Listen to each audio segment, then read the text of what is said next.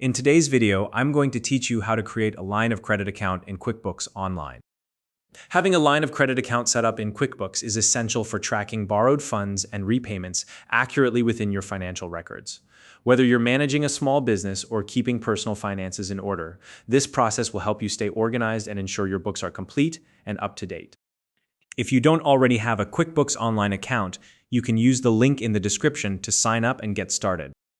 Now, let's dive into the steps. First, start by logging into your QuickBooks Online account and navigating to your dashboard. Look to the top right corner of the screen where you'll see a small gear icon. This is your settings menu. Go ahead and click on it to open the options. From the drop-down menu that appears, you'll need to scroll down and select the option labeled Chart of Accounts.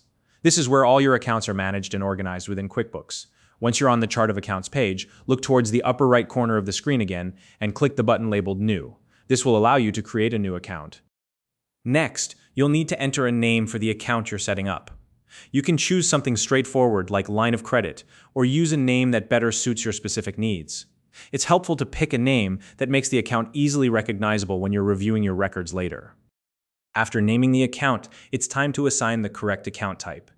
In the drop-down menu for account type, select Long-Term Liabilities. This category is appropriate because a line of credit typically represents a financial obligation that spans longer than a year. Once you've set the account type, move to the Detail Type field.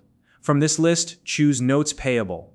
This detail type is the most accurate for a line of credit, as it represents loans or borrowings that need to be repaid. Finally, click the Save button to complete the process and create your new line of credit account.